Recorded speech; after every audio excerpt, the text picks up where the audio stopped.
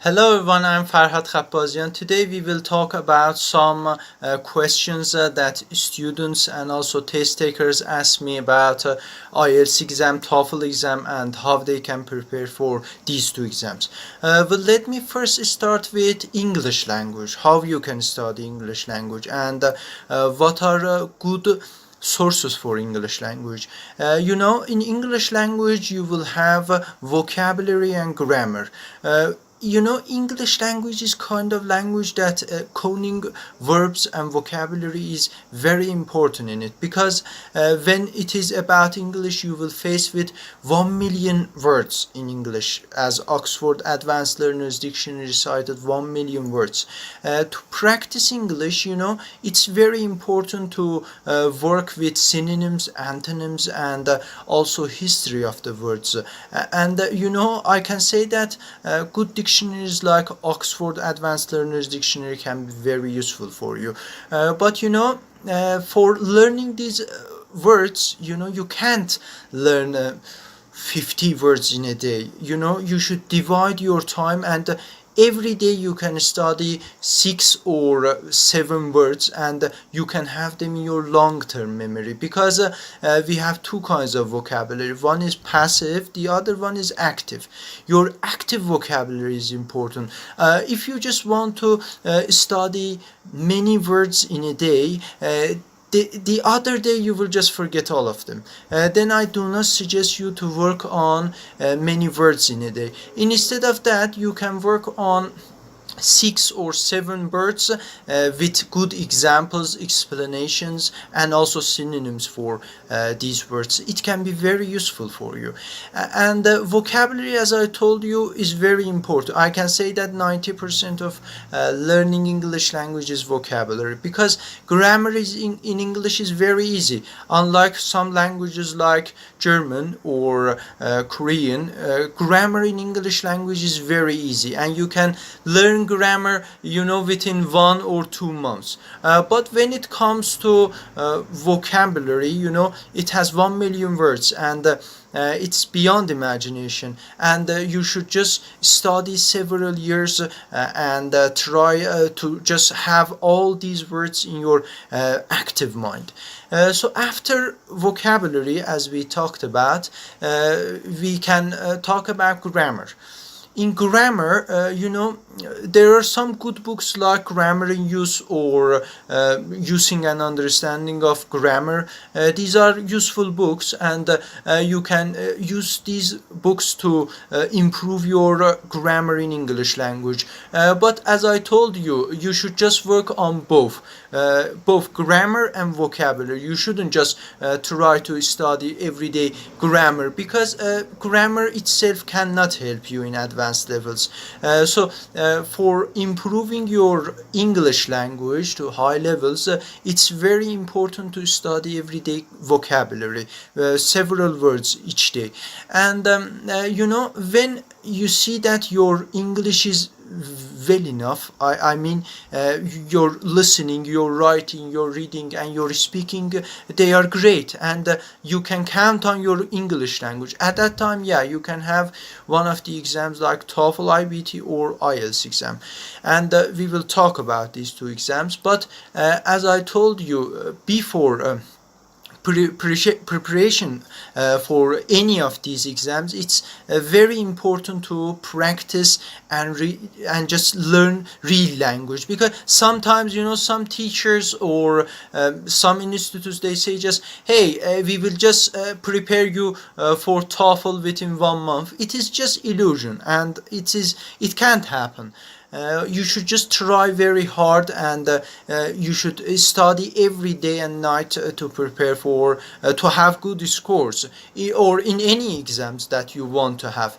Well, let me tell you that after this part, that when you study, I forgot to say that for vocabulary, good books like 4,000 Essential Words and Delta IBT or 504, they are very useful books, or any book that you want to learn with them. It doesn't matter. I mean, we can say just one book is good and the others are not. You can use any book you want, and it's not just when I say vocabulary, I don't say just words and verbs, adjectives, adverbs, and also phrasal verbs are important, idioms are important. These are very useful for you, because when you have exam, you may face with them, and if you cannot understand what does an idiom mean there, you can't just answer questions. Then I can tell you that it is important as well as you study vocabulary, that words and verbs, adverbs, adjectives, you should work on idioms and phrasal verbs too. And because when it comes to idioms and phrasal verbs, their meaning is different with what you see, and you should just memorize them. As you study words, you should work on these kinds of this part too, these phrases too. And after it, let's go to TOEFL exam first, then we will talk about Ielts. Well, one of the exams that some students and test takers want to have is TOEFL IBT.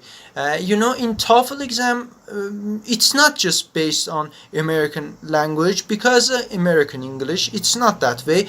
Because when we talk about TOEFL exam, let me tell you that it is international. Both Ielts and TOEFL, they are international, and it doesn't matter what is your accent. You should have one accent, but it doesn't matter what accent you have.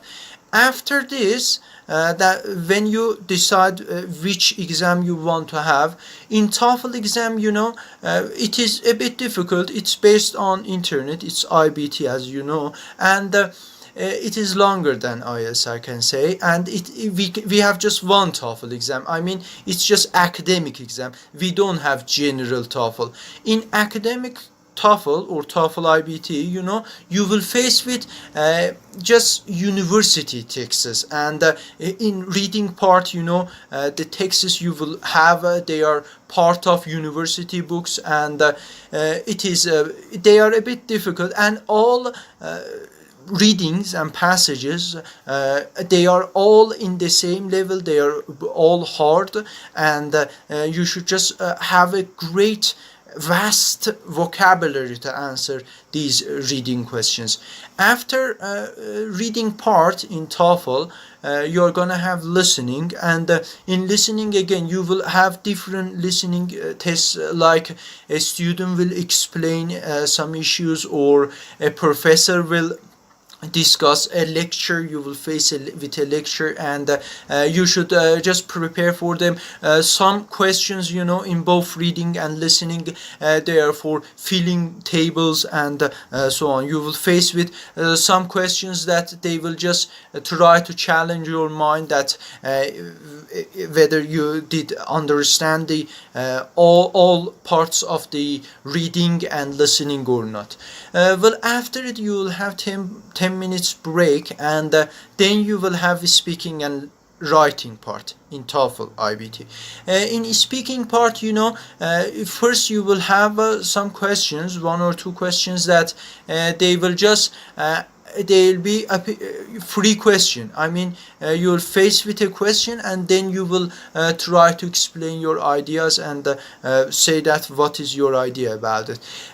But after it, there are some other questions in TOEFL for speaking part, that they want to see that whether you can conclude something in English or not. I mean, your deduction is very important. You should just realize, for example, when you just read a passage, then you will listen to an academic course lecture, and you are going to talk about appropriate information that combined with text and the talk. Okay, this is the way you will. And also, before speaking in TOEFL, you will have 15 seconds, and in this time you can outline. Outlining is very important, both in TOEFL and IELTS. Outlining means that you will think, and you will say that, hey, I'm going to talk about these three parts, and at that time you are going to just write down 3 key points that you will speak about them, and or you, when you read a passage, you will outline it and have important points, you will write them, and when you listen, you will think about key points in listening, and when you talk, you will compare these points with each other. This is the way that you can have good result in the speaking part. And after speaking part, you are going to have writing part. Writing part. In writing part, let me tell you, you will write 2 essays. First essay will be, you will just read a passage, then you will listen to an academic course lecture, or a professor will talk about it, and it will be kind of opposite point for your reading. And after it, you will write an essay, and you will combine appropriate information from the text and talk, that how they related to each other, and what was the points. You will compare them. You should know how to compare. Some good books like Paragraph Development can be very useful for essay writing. There are some special techniques for writing essays in English, and you should learn them, like indenting. You should know how to indent your paragraphs, and also you should know about supporting sentences, topic sentences. First you should have topic sentence in first paragraph, and after it, in each paragraph, you will have a main idea, and you will support your main idea with several supporting sentences, and the last paragraph you will have your conclusion. And after it, you will have one essay, another essay. It is independent essay. It's you will face with a free question, and you are going to explain your ideas about this question. You are not going to just list your personal preferences. Instead of that, you should just divide it. You will have some minutes to just prepare yourself, outline what you are going to write in each paragraph, how you are going to start your paragraph, whether you will have ascending kind or descending kind, because you have 2 kinds. You should start from the most important points to come to the less important ones, or to start from less importance to come to the greatest points in your essay. Then these points in writing essays is very important. You should practice with different exams, and it can be very useful for you. You should write several essays to be familiar with these topics, and to have good score, and also finish your test on time, because you won't have much time for finishing your essays. When time is up, you can't continue to write anymore. I can say that some books like Delta IBT, Longman IBT, these are good books, and you can just work on them. You can just have some Toefl exams, that some questions that they were seen during Toefl exams, and you can work on them. You can practice with them. It can be very fruitful for you. And this was about Ielts, Toefl, and now we are going to talk about Ielts exam. Unlike Toefl, Ielts exam has 2 kinds. One is general, and the other one is academic. In academic, as Toefl, you will have some readings that they are related to academic readings and texts and passages. But let me tell you, in Ielts exam, listening and speaking is the same for both general Ielts and academic Ielts. Then listening exam and speaking exam is the same for both. But reading is different. In general Ielts exam, readings are easier. You will have simple readings, and in first part there will be 4 parts. Then it will be a bit difficult, and it will be easier, than academic Ielts reading part. And listening, as I told you, is the same. There will be different accents like British and American, but most of them are British accent, and in reading part, you know, you will have face-to-face conversation with test taker, because in TOEFL all is the same and is IBT, but in Ielts exam you will have a test taker and a teacher that will challenge your English language. And in speaking part, let me tell you that it will have 3 parts for you. In part 1 you will have some simple questions that it will be about your birthday or about your nationality, about your hometown. It's kind of warm up, you know, and you should have simple answers too. You shouldn't have long answers in part 1. And after part 1, in part 2 you will have a card, and in that card you will just have a question, that this question will be about a topic, as I told you, about a topic, and you will have 2 minutes preparation time. You can write down what you are going to talk about, and after it you will talk for 2 minutes, okay? For 2 minutes you will talk about part 2, and non-stop, you won't stop. After it you will have part 3. In part 3 there are some questions that they are related to part 2, and the teacher will challenge your speaking ability, that how you answer these questions, and you should try to have longer answers, you know.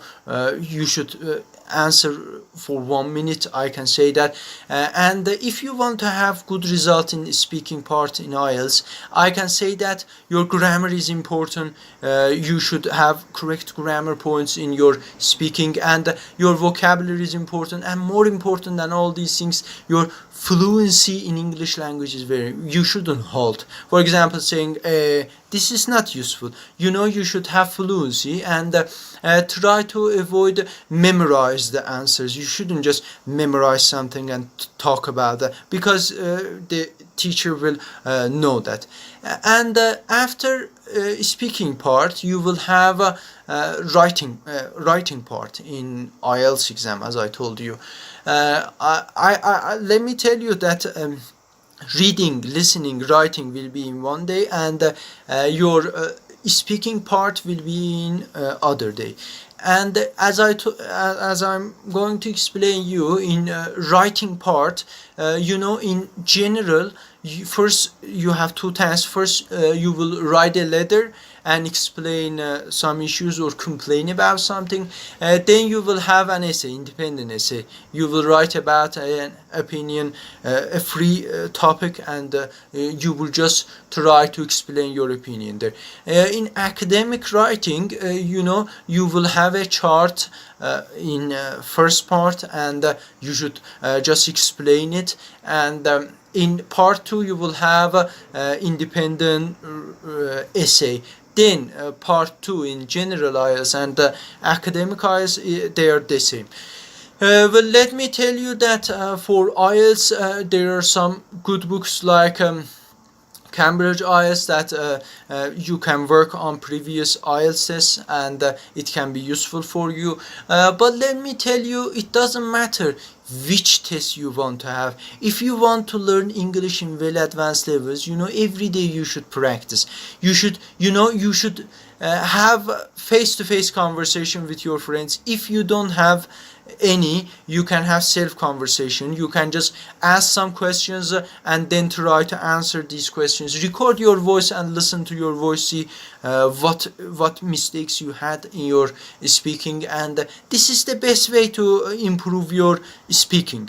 And for listening, I can say that watching documentaries or listening to podcasts, there are many ways you can improve your listening. You should listen. You know, every day you should listen.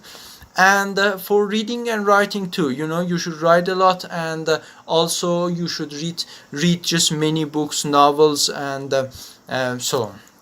Well, let me tell you that, as I told you, for improving your English language in well advanced levels, you should just practice. I mean, you just for band 9 in IELTS exam, you know, you should know English as well as your mother tongue, or for high score in TOEFL too. Then let me tell you that in IELTS exam, it has 9 bands, 0 plus 9. You know, band 0 means that you are non-user, and band 9 means that you have fluency in English and you know this language as well as your mother tongue.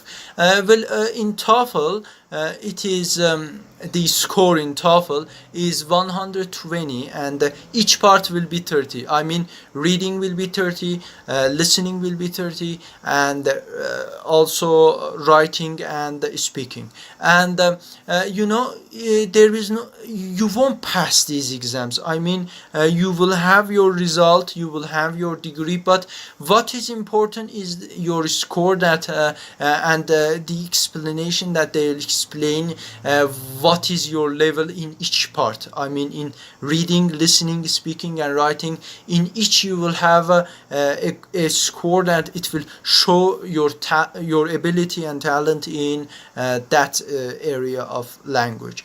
Well, I wish you luck for any of these exams. If you have any question, you can ask me, and I'll be happy if I can help you. And let me tell you that never stop learning, because life never stops teaching you. Thanks for your time.